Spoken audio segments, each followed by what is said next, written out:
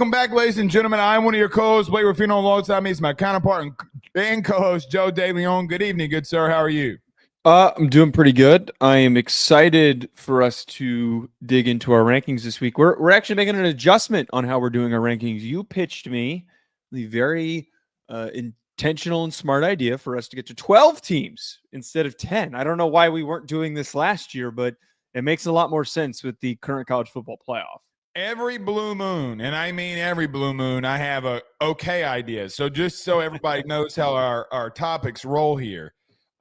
Joe pretty much just tells me, hey, Blake, this is what we're talking about today. And I just say, okay. I never push back really on anything. Maybe we have a small itsy-bitsy discussion on like, hey, should we add this? Hey, should we subtract this? But I basically say, okay, I think my years of being married has just been, not to Joe, but just being married has learned I have said just the word okay. You know, thanks for that clarification, by the way. Thanks for clarifying that you and I are not married. Yeah. I mean, I got to say that. I mean, you got to know how to compromise. But I was thinking about this the other day. I was like, listen, we have 12 teams in the playoff. Why not do our 12? And I got to admit, I did have a buddy of mine reach out who watches the show and it's like, why aren't y'all doing a top 12? So it's not even really my idea, but someone who listens into the show who's like, y'all should just do 12 for the playoff. I'm like, okay, well, then we'll do a top 12. But it should let you know that Joe and I are going to be doing our power rankings here. We'll lead off the show tonight with it, our top 12 in the country for our power rankings. We'll get to that. Joe, Alabama versus Wisconsin. Really dove in today, did I, in reference to this Alabama-Wisconsin game. And I mean, I don't know how to feel. I don't think, like, Bama's losing. I just don't know how to feel, Joe, about the Crimson Tide this weekend. I think they're winning. I just don't know how to feel about them as a team.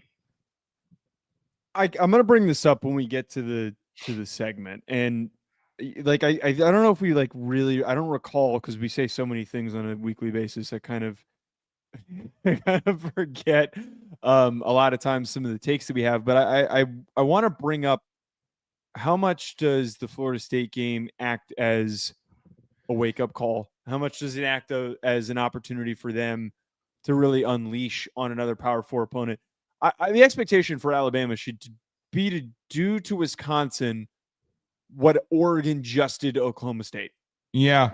That's the big thing for me. Like, you know, they need to unload on them. They don't need to beat them by 66 points, but you should have the expectation that you're going to blow them out of the water at home against a team that you're far more talented than. This Wisconsin team's kind of a dud at the current moment. So there's a real chance for them to do some damage. Can Fickle send some pressure after Ty Simpson to get after him? Can they make an entry in the first half will be something very interesting. Alex says a member for 1 month. Yes, he's been a member on the YouTube channel for 1 month. He says, first month, baby, I need this after today. Hug your families close tonight. Love all of you, even you, Joe and Blake. Two things here. Number one, Alex, thank you for always being a supporter of Ruffino and Joe, even when we do disagree. I do think that, you know, our disagreements go a little bit by the wayside tonight in reference to what has happened today in our country and the events following today. Joe, you and I in this country have the great privilege of doing what we love. That is being able to go out here and have cordial debates in reference to what we believe about sports. Today, Charlie Kirk was assassinated in Utah. My thoughts and prayers are out to him and his family. I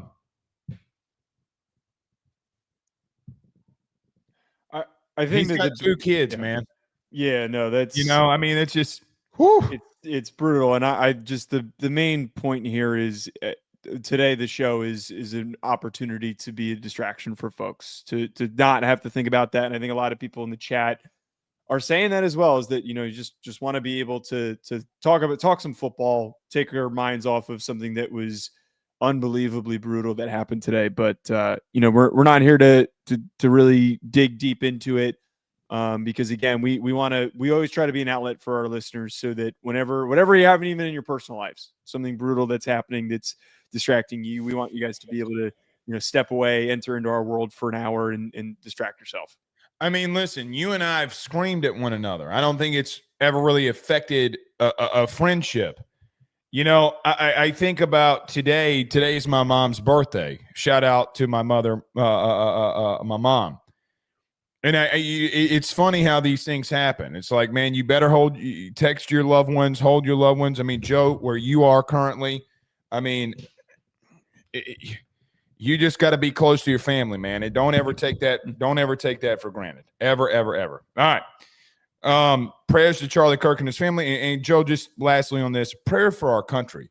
Yeah. I don't know where we're going in all of this. Like, none of this makes sense to me, what we're trying to do here. But regardless. All right. Everybody do us a favor. Hit the like and share. Share to all those groups on Facebook and share to all of those social media pages. You're watching us, listening to us on YouTube. Like, subscribe, notification bell, the countdown to 20,000 subs on our YouTube channel. Thank you so much if you are subscribed. Do us a favor, by the way. I know that all of you have at least 10 buddies that watch college football. Send it to them and say, hey, come look at these dummies argue about football. And then tell them just to subscribe. We greatly appreciate it if you do that. Just send it to all of your buddies as well. If you're listening to us on audio podcast, do us a favor, rate, review, and subscribe. We greatly appreciate that as well.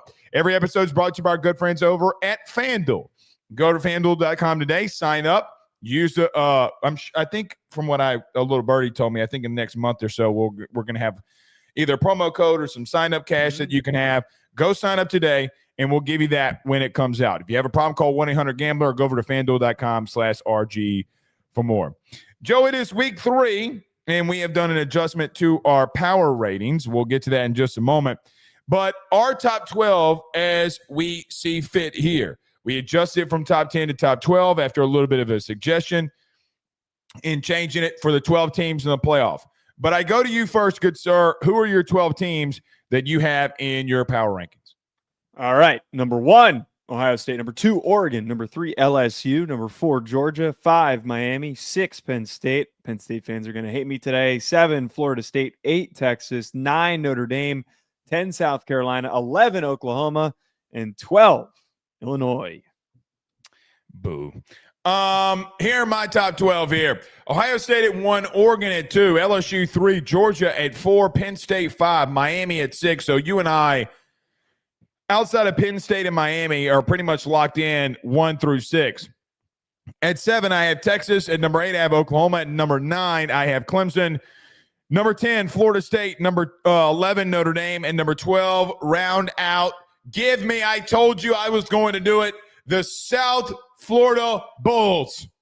Okay, so why don't we start with South Florida? All right. I don't mind this. I don't mind it because I really think that the South Florida team is legit.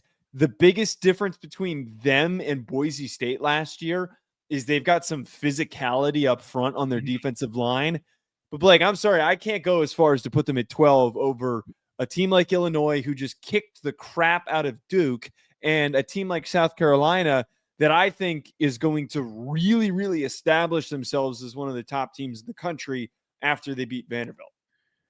Make games on the field matter. That you can't have 2 ranked wins in 2 weeks and think that I'm not going to put you up there. That's the only logic. Okay. Well, Boise State's not ranked anymore, so it's my only pushback. Neither is Duke. Duke wasn't ranked, but they dominated a Power 4 opponent and beat them by multiple scores. So not multiple scores, on but the road. Florida went on. USF went on the road and beat a Power 4 ranked opponent. What are the hairs being split here? If you ask me today on a neutral field, who am I taking, Illinois or South Florida? I'll be honest. I'm not taking South Florida. I'm taking Illinois. I don't disagree with that. But there also comes a point in time where, why do I keep underestimating this team? Why does anybody in the country keep underestimating this team? They got Miami this week, and we're going to do picks later. Neither one of us are picking South Florida to win that football game. But Joe, what if it is a 10-point game? Like, then where are we?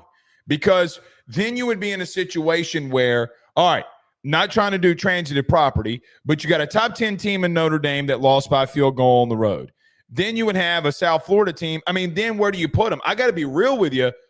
Even if South Florida loses, let's just say hypothetically by 10, not only do I not want to see them drop in the polls, I don't know if they don't need to be a little bit more up in the power rankings because of just the simple nature. They'd be 2-1 against ranked opponents, and we're 3 weeks into the season. So I'm not trying to go transitive property on you, but something's got to give here with South Florida. Well, okay, so I don't disagree with the logic that you just presented there that, like, hey, if they lose this game by 10 points, that is a respectable loss, and they deserve to maintain their position. I think for the AP ballot, the AP poll, and for a top 25, they deserve to stick at like the 15 spot. But here's one really key thing, and this is a big reason why we didn't include Miami USF on here. I think Miami's going to cover that 17.5 point spread. I don't think they're going to beat them by like 20, but I think that they can beat them handedly by 3 scores. Here's the biggest reason why. Florida overlooked South Florida.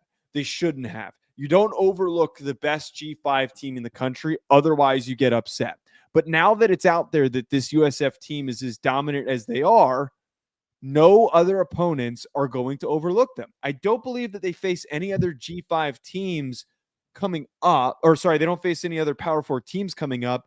Mm-hmm. But I think that Miami's going to prove, hey, there's still a separation gap. When you're prepared and you go up against the best G5 team, you're going to end up still winning by a pretty confident margin. I'm not saying that to take away from the amazing season so far the Bulls have had, but I think that we need to remind ourselves, once it is clear that this is a threat, teams that are well put together, like we're hearing from the comments from Miami this week, are not going to take them lightly. And if anything, I would bet a team like Miami tries to make a statement. Very well could. Let's go see what happens on the field. I'm not going to not reward them for what they've done. I'd put them at 13, and I'd be fine with that. I know that's such a cop-out by me, but I'd put them at 13, and I almost put them love at 12. How you always do that to fight, and you fight over me over semantics. Well, but it's not.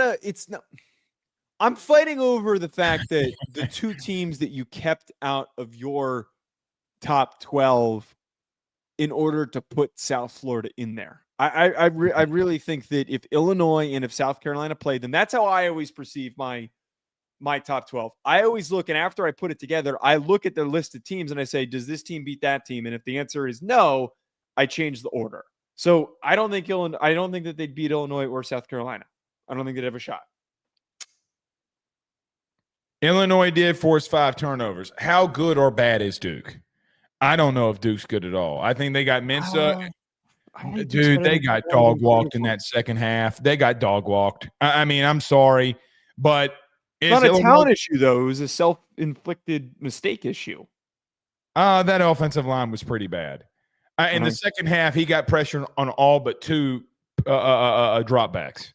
I mean, poor Dorian Mensa. That $2.5 million better be able to get I was going to say a good masseuse, but you can't say that anymore because Deshaun Watson completely messed that up. All right, where do you want to go here? You and I don't have a lot of Stark. I just realized I still spelled Clemson wrong. I spelled it Clement. God, fuck. It took 3 tries and I still got it wrong. I would like to talk about our orientation of Penn State and Miami, because I have Miami over Penn State, and I think that the reasoning needs to be established. So I'll open the floor for you. Why are you higher on Penn State? Because I've seen Miami through 2 weeks, and I understand what they can be. But there's a level of, like what you get with Georgia, what I think I'm always going to be consistently given from Penn State. Joe, they just haven't opened things up. And I think that I don't want to say they slept walk, but guys, y'all better go watch that defense. Like, Joe, that defense is something serious. I mean, like, if you're based off of your logic earlier, who would I take on a neutral field today? I'm taking Penn State. I'm taking Penn State because I think, for me, look, Allen was the feature back last week, and they didn't miss a beat at all. I mean, they've kind of been toying around with things. The reason, if you go and watch them, the reason the scores are down, Joe, they're running some absolutely outrageous stuff to see what sticks. And then they go out there and they'll have a 3 and out because they've run a speed sweep, they've run a diamond formation screen. They've done so many. They've gone a triple off balance line to the right and then ran it left. I mean, they've just done so many goofy things to see what sticks at the wall. They're toying around with their food, and you can tell that they are. I think they're still really dynamic, and I got to be real with you. I'm silently optimistic about what I've seen from them from the wide receiver room, and so I'm cautiously optimistic about what I've seen from Allar. I'm also, when you put it into perspective, if you're going to do it against Miami, so let's go here. I understand where Miami is and what they can be. They're at home. They're in week 1. I think Carson Beck has been highly efficient. I just kind of need to see them a little bit more. I feel like I know what I'm going to get from Penn State. Do I know what I'm getting from Miami? You beat a ranked opponent this week, Joe, they're going to be over Penn State. And that's just how it's going to go. I don't disagree completely with some of the statements that you made there. I think one thing's for certain is that Penn State's defense is comically good. It is overwhelmingly good, dominant. Man. They're the type of defense that if there are issues with offensive rhythm, they're going to be able to get them back in the game. We saw that last year in the college football playoff when they're playing SMU, they're playing against Boise State. The offense isn't like really, really clicking the way that it needed to early. It had a little bit of a slow start, but because the defense is smothering and they force turnovers, it'll create momentum for them. Mm-hmm. My big question mark coming into the year is could Drew Allar stop having these games where he's misfiring and his completion percentage is messy and is accurate. The ball's all over the place. He was fine in week 1 against Nevada. And then in week 2, he took a step back. I'm tired of this with Drew Allar. I'm tired of talking about he's so physically gifted. He's so big. He's so talented. But then he has these games like this against FIU. I want the kid to be good. I want the kid to be really, really good. I think that he has every ability to be a top 10 pick in the upcoming draft and to be in the Heisman conversation. But when he has these up and down weeks, I think coming into a matchup against Miami, I think that I would actually rather have Carson Beck. I know that a lot of people are going to roll their eyes or maybe even get upset over that statement, but I saw in person Carson Beck outperform all of his issues. He looked composed. He looked deliberate. He looked decisive. A version of Carson Beck that we didn't think was around anymore. Well, for him to have done that in an offseason, Blake, I think is incredibly notable. And I'm seeing signs of improvement. I got to see those improvements from Allar before I can pick them over a team like Miami because, quite frankly, they're pretty defensively evenly matched. We haven't seen Allar given that ability this year, really. Not on a national stage, right? Yeah. Like, I hear what you're saying. I mean, as transitive property goes, if Notre Dame loses this week to A&M, hypothetically speaking, then what does that show for Miami? Then what do we say? Okay, well, I mean, A&M beat them. I don't think that takes. I don't like. That's why I don't like transit property. I don't think it. I don't either. But you know good and well what that does. You will have the question in your head, regardless if you like it or not. Okay, well, how good is this Miami team? There's one thing you said there that was the biggest thing there. Dude, Carson Beck's been really good. He took this offseason very seriously. Very seriously. He's had a really efficient 2 weeks, and by God, I mean, we'll see what happens here. But I just feel like I have a little bit more consistency with Penn State at the current moment. I think that I said they were evenly matched, but I think Penn State's edge in this is they've got the better defense overall. They both have similar defensive lines, but overall they've better secondary, better linebacker room. Running back room's better. Offensive line is pretty evenly matched. I actually probably give the edge to Miami in this conversation. I have to also address this is that like these teams are showing that they can do a lot of similar things really well. Run the football, control time of possession, get after the quarterback. I am very high on the fact, and I'm going to say this every single week, unless there's a point where the floor falls out and they start stinking. I am so high on the fact, Blake, that defensively they fix their tackling overnight. That is something that has not happened in the history of the sport. When you have tackling issues, and you justifiably brought it up this offseason, that is something that will take sometimes a half a season, a whole season before it starts to click. Or and you whatever, just go and get a whole new thing of personnel and it gets fixed. Well, they got new personnel and a new defensive coordinator whose emphasis is swarming to the football. So that to me, I think, Blake, is why I'm locked in on this Miami team and I'm high on them. I mean, I have them at 6. So I mean, there's nothing that I really disagree with what you're saying.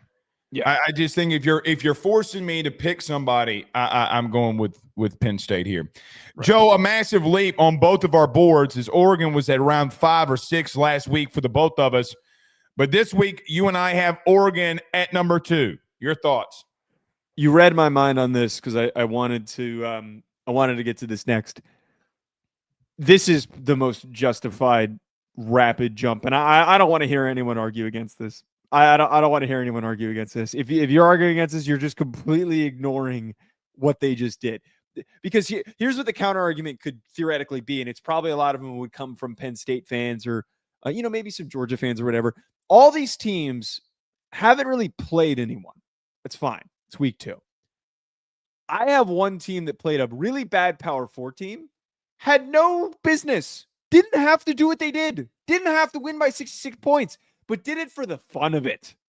Did it for the fun of punishing their opponent because of a silly comment that its head coach, who's never had a filter, said going into the week. Dude, I'm telling you, this mentality of this team is unbelievable. I was on an Oregon, the On 3 Oregon podcast earlier, and I was bringing this up that you've got all these former five stars that are now stepping up. You got Amari Washington, you got Mateo Uiagalelei. You're getting to see DK Moore. All these guys contribute. But not only is this team talented, they're getting developed, and they just want to dominate whoever they're going up against. Like I've never felt more justified about a team that hasn't played anybody and putting them at number 2. Like this is what you do to prove to everyone that you're good. So we've talked about it this week, but to recap kind of the overall thoughts that I have on Oregon, their domination the first 2 weeks cannot be unnoticed. Just it can't be. Let's go on both sides of the ball about what we think that we're seeing. Number 1, defensively, Joe, I know that they're playing inferior opponents. I get it.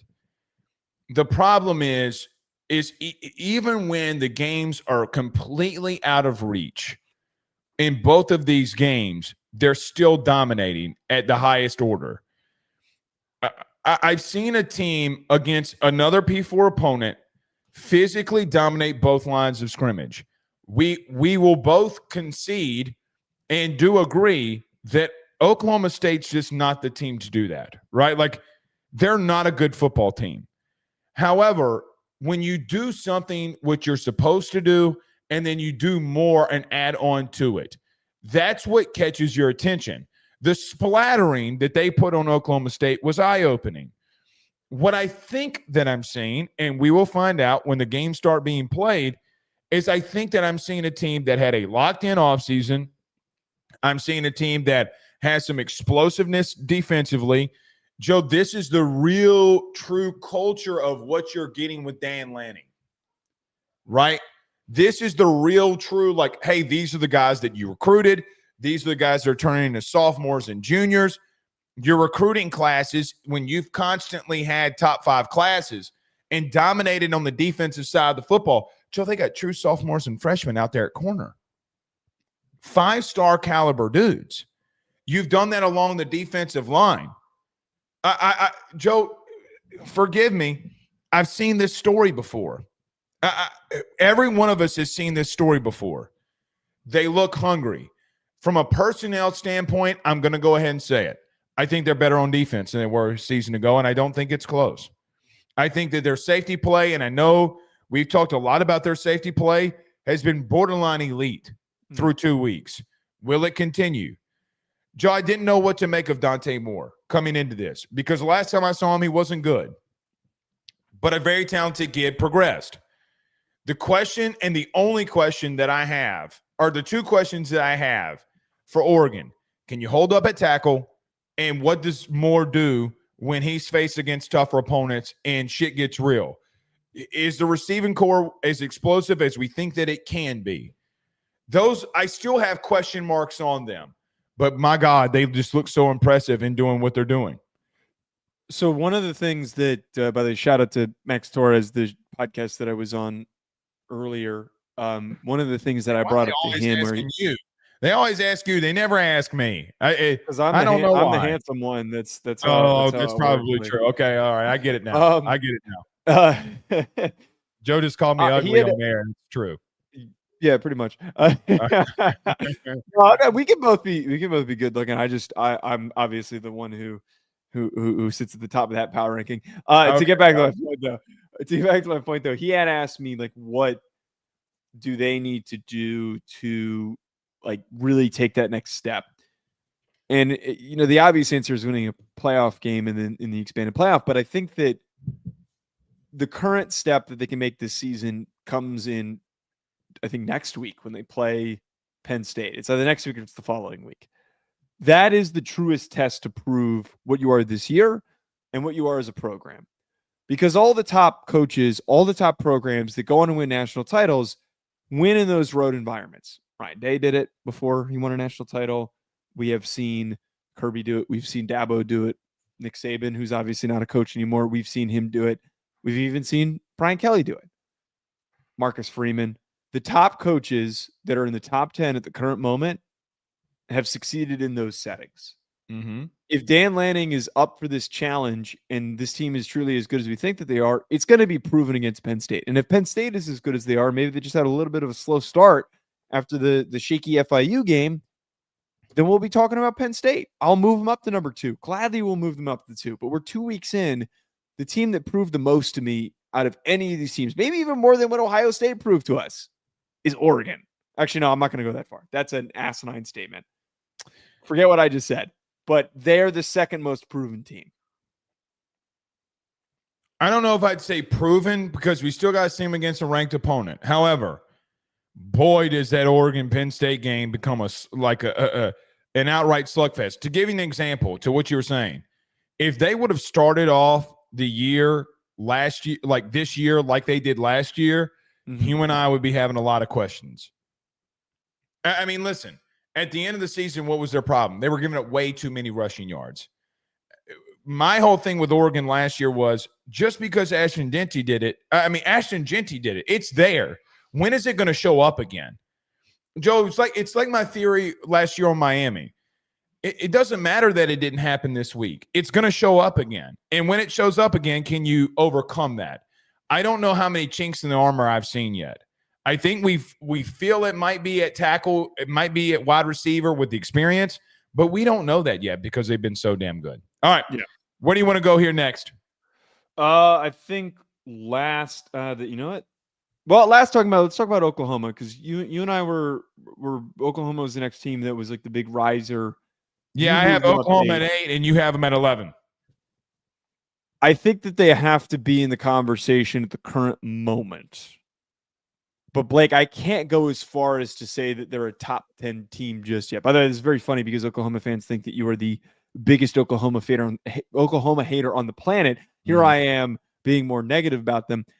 I have worries about the run game. I have worries about the offensive line. I think that where I'm fitting them around the mix of teams that are around them, I think all the teams ahead of them, their D lines would eat up that Oklahoma offensive line. And I don't want to, I really think that there's going to be a come to Jesus moment here with Oklahoma where we're going to see, maybe it's the Texas game. We're going to see a game where they get a real tough matchup, and Mateer, who's awesome, is probably going to make some awesome plays in a game like that. But there's just going to be like one sack. There's going to be one big tackle for loss that kills a drive that they're not going to be able to overcome. That moment is going to be the sobering one. But I stand by a belief that they could go 9-3 this year. I think that it is possible because Mateer is that good. Well, look, they're going to get their chances. They got Temple this week. Next week. Next week they have or Oklahoma has Auburn coming in. Can Jackson Arnold deliver? Well, Auburn leads the SEC in sacks, so they that's do.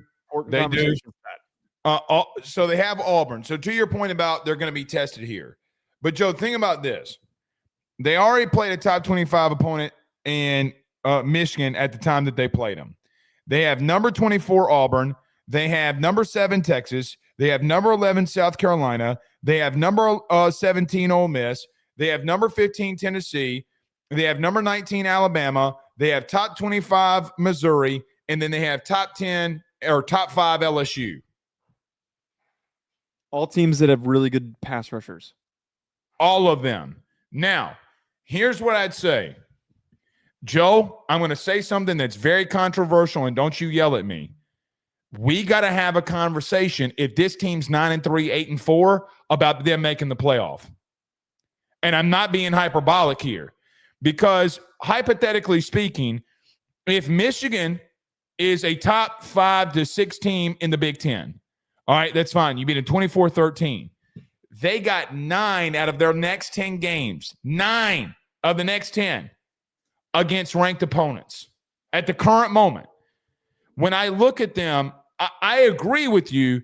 One of those teams is going to exploit their weakness. LSU's got an elite pass rush. Alabama maybe not because they haven't gotten a sack on the year. South Carolina with Stewart and the boys, they're going to get tested. Who is Auburn, by the way? Who in the world I mean, again, it's so early in the season. They beat Baylor. Baylor beats SMU. What are we doing here? But there also comes a point in time where, Joe, an 8-4, 9-3 season for them, we have to have a conversation. Now, as I told Oklahoma fans this, I still don't trust their offensive line. I trust John Mateer.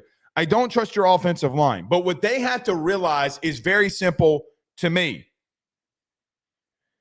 Joe, when I pick them to go 8-4 or 7-5 or even 9-3, because that's where I had them, it's because of this stretch that you're about to go on. You were warned this summer when we talked about this, that this is what you were about to face. Joe, 9 ranked opponents. 9. I mean, what are we at here? So, yes, do I think that they can have 4 losses in the next 10 weeks? Yes, I do. But, Joe, that would mean that they would have been 5-4 against ranked opponents. Now what? Now what? So I sit here and say to myself, let's just say hypothetically, you have a 10-2 Indiana, okay? And I have an 8-4 Oklahoma team. You're starting to lose me here. Wait, what are you about? What I'm saying here is I don't know if Oklahoma is going to be able to be properly rated in any of this. Because you're 8-4, you're out of the mix. I'm sorry. I'm not. You're not a part of the conversation. 10 of your 12 games against ranked opponents, and you go 5-4 against the last 9. We have to have that conversation. Your record's not about what's happening, Joe. 5 of those teams could be in the playoff. 5 of those teams right now would be in your playoff. Okay, that's cool and all, but the game isn't how many. We're not trying to compile how many hard games can you play. We're trying to see how many games you can win. This is where you lose me with this stuff sometimes, man. We can't, dude. No, 8-4 Oklahoma. No, all right. You know where they belong? 20th. Cool, no, man. They'd have a nice resume. Yes, no, they wouldn't, because no one's gone through what they've gone through. No one has had 10 ranked opponents. You gotta win the games. You got to be good enough to win the games. Okay, well, then you're going back to what Tony Petitti was talking about. But you know what we're now creating when we do that? Oklahoma would be the biggest hypothetical team on the planet. They might be good if they had beaten this team. I don't. If they maybe played Indiana's schedule, let's penalize teams because of what their schedule is. We're not penalizing them. You know what? They go wait. If they go 9-3, I'm fine with us having this debate. I'm fine with it. I'm cool with it. Fine. We're not doing it with an 9-3 then, but it's still, again, that means that they would have been 7-3 against ranked opponents. That's incredibly impressive. And it's more than incredibly impressive. They'd be on the cusp, and the argument for them getting in would absolutely be there. Just to be real with you, no. You do realize that even in the playoff, Ohio State didn't face 9 ranked opponents in the season. And so they won a national championship. This is my point. All I'm saying is they're good on defense. We're kind of getting past the point. They're good on defense. I don't trust their offensive line. Huh? You started this, so you I know. You can't. They're good on defense. I like John Mateer a lot. I think he's a little chaotic in moments, but I don't know if their offensive line can hold up. I don't. Okay. But here's the thing. When we look at all these other teams, okay, what do we know about Florida State? Joe, what do we know about Clemson? What do we know about Notre Dame? What do we know about Illinois? Joe, for all we know, Notre Dame might lose this weekend. Well, we know that. Actually, I would argue I know a lot about the deficiencies Oklahoma has. Do you know the deficiencies about? I mean, every one of those teams from 7 to 12 has deficiencies. But their deficiencies are not.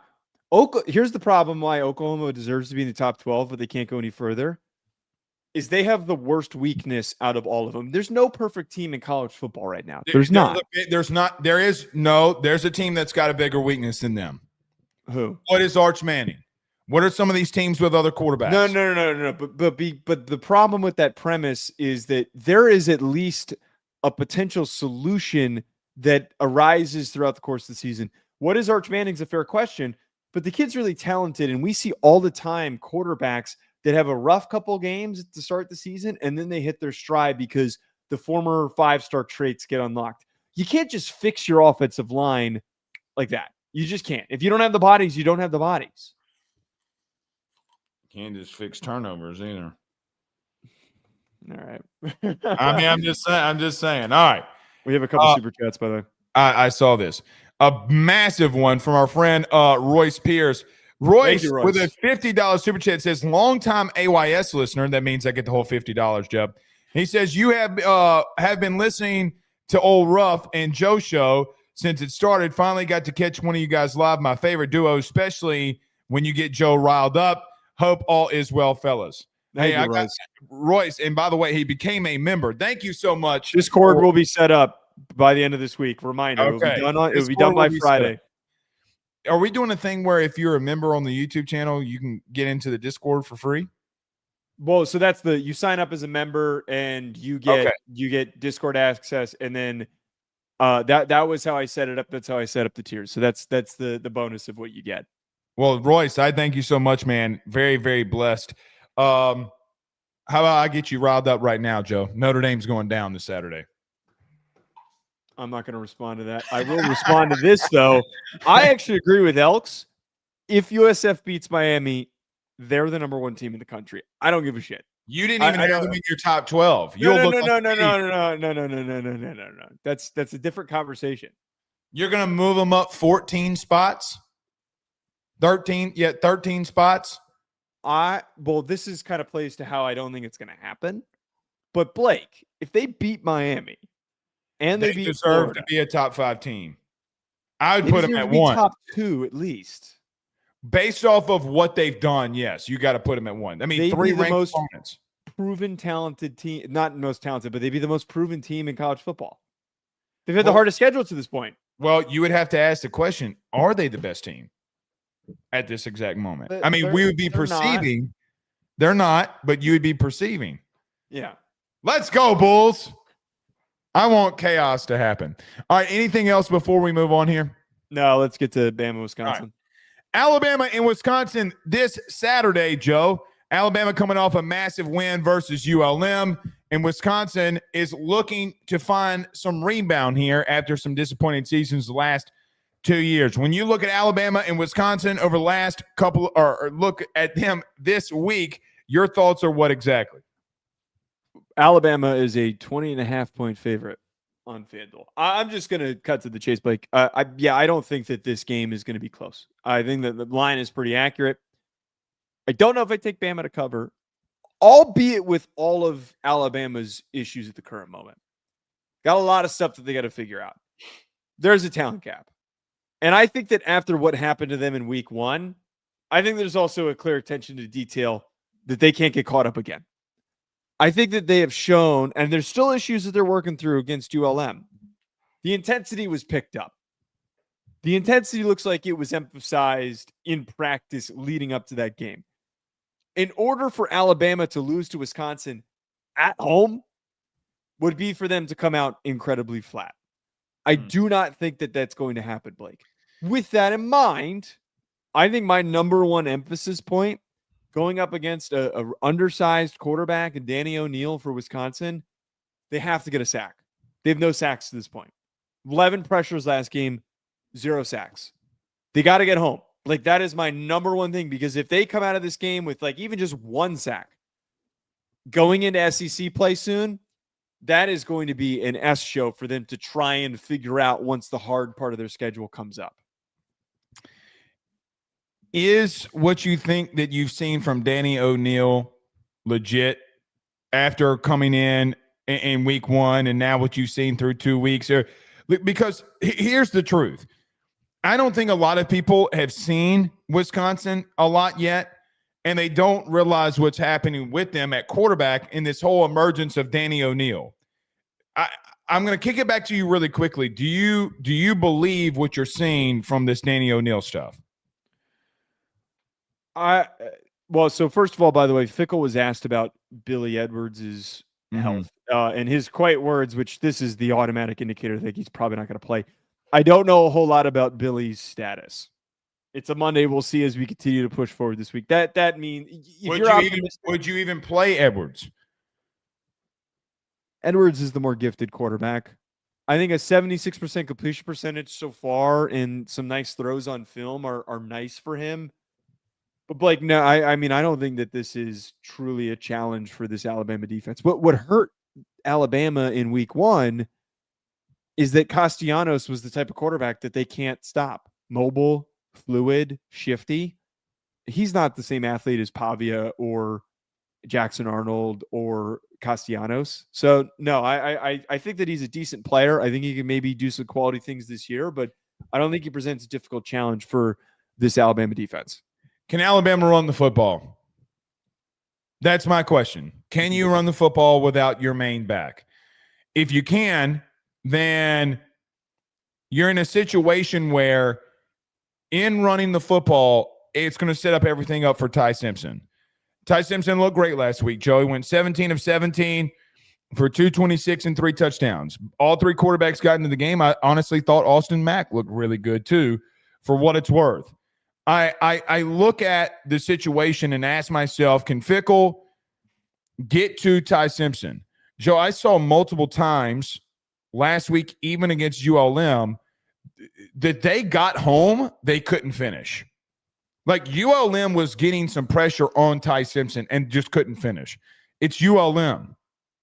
So I do wonder what Fickle, even though that there is a pretty big talent gap here, what he's going to be able to throw at him. He's going to have to throw the kitchen sink at him. I do think that there is, quite frankly, a display in a situation here with Fickle that he's kind of got to throw shit at the wall and see what sticks. Joe, he's got to make a statement. And the statement might even come in a loss. But they got to go out there and make a statement about where they are as a program. I do wonder about Alabama's offensive line, even against this opponent. Like, again, I have 3 clips on here, this here phone here, of ULM getting home when Ty Simpson, who, by the way, was taken out of that game early, Joe, was taken out very early in that game, and they're still getting home. I think Wisconsin can finish those sacks and get him down the ground. Running the football is the key thing here for Alabama, and we got to find out who you are. I'm not saying that you're on a national stage again, but you will be kind of more on a national stage and show everybody, all right, what is this Alabama team going into Georgia in a couple of weeks? And then we make the decision. I don't know what to make of their offensive identity yet, Joe, because you played ULM, you played Florida State, and I still feel like that they're trying to figure that part out in a way. We got to understand something here too. And all of the Alabama discourse, one thing has massively been overlooked. Ryan Grubbs in his first ever game as a play caller with a brand new quarterback. Like it got completely misused. Castellanos knows the system of what was being run at Florida State because of his experience. Let's see what happens here. I do think that they win. I do think that they cover. But, Joe, something in the back of my mind is like, all right, if they struggle again at protecting Ty Simpson and running the football, we got to have a serious conversation. I think that they're going to have an easier time protecting him. Here's what my biggest emphasis point is. You have Oregon taking advantage of an opponent, a Power 4 opponent, and using that as like a galvanizing moment, as this moment to like really, really lock in and get your team ready to see somebody that you can completely physically dominate. I need to see, as there's been accusations of Kalen DeBoer not doing an effective job of motivating his team, not pushing them hard enough in practice, not preparing them effectively. That is what the accusation has been, that he has not effectively prepared them for. Mm-hmm. I don't think he needs to beat him by 60. I don't think it's gonna happen. I think Wisconsin's a much better team than Oklahoma State, Blake. But the goal should be to not take the pedal off. Like you can't come out of this thing slow. You can't come out of this thing meandering about. You need to be coming out of the gates, win in all areas of the field, and win this thing handedly. 30 plus points. They did it. They did it last year. They beat up on them as quickly as they could, and they got in and out of there. It made us all feel like Alabama was some potential title contender before they got prepared for Georgia. The rest was history. But you have a chance to do the same thing. And then they beat Georgia, so then everybody really thought they were a title contender. Right. You talked about the run game stuff. So DeBoer talked about the health and the availability of Jam Miller, Tim Keenan, the defensive tackle, and Ryan Williams, the star wide receiver. Ryan Williams is playing this week. Yeah. He referred to all of them as day-to-day. So I think that it sounds like there's a little bit. He had that tightrope surgery. I doubt Keenan's ready to go. If I got to be honest, Keenan's the one I know. It doesn't seem likely. Yeah, but it sounds like they're hoping Jam Miller's going to be. And a broken collarbone. It's been about a month. I mean, how long does it take a broken collarbone to come back from? They need Jam Miller now, like desperately. Here is the sticking point for the game. Are you ready? Here's how you're going to know if Alabama is going to absolutely beat up with Wisconsin or they're going to be in a dogfight. Kalen DeBoer is 9-1 when he wears all black. They are 1-4 when he doesn't wear all black. Where did you find that? Where did you find it? You can find it on social media. I'll find it for you. But it is the truth. I saw this. So I'm going to use this stack that's factual. If he comes out of the tunnel in all black, Alabama by 60. If he comes out in non-all black, they're going to be in a dogfight all day. That's how I view this game. Here's the real truth. I do think Danny O'Neal's going to do some interesting things. I don't think that they're just, like you said, I don't think they're Oklahoma State. Yeah. I also don't think that there's, listen, man, there is a big talent gap here. Like you better expound your will upon them. The quarterback situation's so wonky because like you have Billy Edwards goes down in the first game, and then he has like a non-contact handoff issue where he has to come out of the game again against Miami of Ohio. I think Danny O'Neal, like you said, is interesting because he's shifty, but I felt like a lot in the first half of the Miami of the Ohio game. Like I'm concerned by the fact that Miami of Ohio was able to generate some of the sacks that they did. Yeah, they got a lot. He ran into a couple of them too. Right. You would think like a 6 foot, 190-pound kid that he's shifty. Seems like he moves pretty well. You think that a kid like that would be able to escape the pocket and to be able to like really break away. You know, maybe we're a couple of years away from him doing that as him being the next quarterback for this team. But I feel really off. And I feel like if Miami of Ohio was able to accomplish that, there's a real opportunity here for a defensive line that needs to get some sacks to finally get some. Very good point. We'll see. I would take Alabama in the points here. Royce just gifted 5 people memberships on YouTube. I admittedly don't know how that works, but I will Basically, take a you look at pay for 5 people to have memberships. Yeah, but do I hand those out to people? How does that work? I don't know. I'll look into it. Thank you, Royce, though. That's very generous of you. Yeah, Royce out here slinging that cheddar. I mean, I'm about to start calling Royce Sugar Daddy. That's what I think I'm going to start doing. UFC Elite Clips with a $5 super chat. Not to make this political, but just wanted to say to rest in peace to Charlie Kirk. We're right there with you. Clips. Goodness gracious. I just YouTube does it randomly. Oh, okay. There you go. They do it random. Per the chat, they do it at random. That's cool. Okay. Well, I hope one of y'all get it. All right, we'll see here. Joe, before we wrap it up, let's get to some picks. Florida versus LSU. You have done the worst thing that you can do to me is that you're taking LSU and the 7.5 points. I'm going with Florida and the points, but I do think LSU is going to win here. Okay, I'm sorry that I'm. If they lose, I'm going to put you in a chokehold. I'm going to put you in a chokehold. I have no analysis. I don't have any analysis. Comment retracted. That's my pick. I'm not going to say anything. I'm not going to jinx you guys. I'm sorry. That's all I'm going to have to say. I'm sorry. Please don't yell at me, guys. I think it's a 7 to 3 point game. We were kind of joking about this off air. If this were 9.5, I think both of us would go Florida. I think that that's true. Also, I'm not being a wuss. To be clear here, I am the worst omen for LSU. Every time I have picked them, they have lost. And but if I'm you can't picking them say to cover. You're going to say I can't blame you. You're going to say I can't blame you. I really don't. I really don't know if LSU offensively. I'm not there yet. I think they're winning. I think they're winning mainly due to the fact that it's in Baton Rouge at night. I get worried about them offensively. And I think, Joe, I think Billy's going to come out and sling everything he's got at him because this might be it. I think they're going to win. My very small analysis here, it feels like Brian Kelly is pissed off enough about losing to them last year that he's going to return. You have no idea. I got to be real with you. Swag Kelly has been fun to cover. Pissed off Swag Kelly has been fun to cover. Stop calling him that. He's a 65-year-old. As a not very tall, angry Irishman, he is a 60-year-old short Irishman. He is not. There's no swag. There's no swag about him. Oh no! I mean, you got Jordan out here making him customize J's. Swag Kelly, Brian Kelly.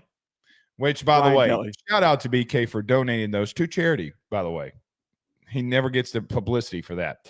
All right, Joe. Notre Dame and Texas A&M. I can't believe you did it. You're picking Texas A&M to win. No. And you texted me too that they're not going to win. Look, I think that both. I did say Notre Dame was going to win, but I don't. Yeah. I'm taking A&M with the points. The teams are evenly matched. I think that spread should not be that big. Just to be quite frank with you, I'm shocked that this isn't a one-score spread. I think that where Notre Dame does separate is that this is a bad matchup for Texas A&M's run defense. I think that if Notre Dame gets to play the ball game the way that they want to, where they run the rock and then they slow the game down, they win the football game. Historically, that's how they've won football games. So I'm leaning into that. Texas A&M has just been so bad through 2 weeks at allowing guys like Henry to run all over them. I think Marcus Freeman's going to be able to get this team to rebound. I told you in the beginning of the week, I need to see A&M go on the road, by the way, and beat a ranked opponent. Joe, they have not gone on the road and beat a ranked opponent since 2014. Newsflash. So, I mean, at some point, they got to do it. I just don't know if it's this week. Here's the thing, though. I can't believe – listen, some of you might need to just go check it out for yourself and see what you see. They got some explosiveness at wide receiver. Joe, what worries me for Notre Dame is that I saw them go 4 straight quarters and think that they can continue to just do what they do, and it was going to win them the football game. If you go man-to-man coverage with Concepcion and Craver and Bussey, You're going to get exposed. You got to change some shit up. I'm sorry. I mean, you just are. I think Notre Dame wins because they're just going to be able to control the ball and control the clock. But, man, don't do it. Don't do it. Clemson, 3.5-point favorite versus Georgia Tech. We're both going with Clemson. I was so close to going with Georgia Tech here. I just couldn't do it. I just feel really off about the health of Haynes King because, like, I mean, the guy is so important for their offense as a runner, and the way that they get into a rhythm is him impacting the game as a runner. I hate that it's week 2 and he's banged up. And I've come around on Haynes King. He's a fantastic athlete, but I can't. I'm fearful that, to me, when they've got an injury like that that's lingering, even though he's been practicing, I'm gonna have to go on the other side, especially when the other side is as good of a defensive front seven as they have. I still think Clemson's a good football team. Yeah, unbeknownst to the world. You can't, because of what happened in week 1, because of what happened in week 2. People have thrown out Clemson with the bathwater. I'm going to need to see Georgia Tech out physical that defensive line. I think this is going to be the week where they turn it up. And Joe, I think that they have the front seven that can force Haynes King to throw the football to beat him. And I don't know if he can. So I'm just going to go with Clemson there. All right. Georgia goes into Knoxville. Joe, we're both taking the Dogs. I think that the biggest part with me on this, Blake, is that Aguilar's been great, but this is a real challenge. And he's had troubles when he's gone up against better defenses, Power 4 defenses. Clemson's secondary in the past is a good example of this. I think that if he's been turnover prone, I'm not saying he's going to completely melt down, but give me one interception for him, and that's the edge for Georgia right there. I think they're going to open things up a little bit more as well on the Georgia side. I went back. You can ask. My mom's been here. It's been her birthday, so she came by and I was sitting here watching the Georgia game again versus Austin Peay because I'm a psychopath. If they have thrown hitches, slants, and screens and drag routes through 2 weeks, they have done nothing. Literally. Jim Phillips. The Phillips kid at running back is the key to me in this one. I think Georgia goes in there and makes a statement and says, "Oh, little old Georgia, y'all doubted us.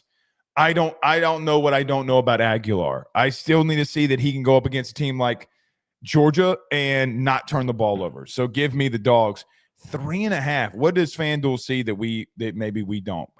Joe, what would the point spread have to be in that game for you to take Tennessee, by the way, on FanDuel? Oh, it would have to be 10.5. Yeah, 10.5. 7.5. I think if it was like 7.5, I would maybe take that. Okay, that's probably about fair. Last one here, Joe, before we get out of here. South Carolina versus Vandy. Both of us taking the Gamecocks.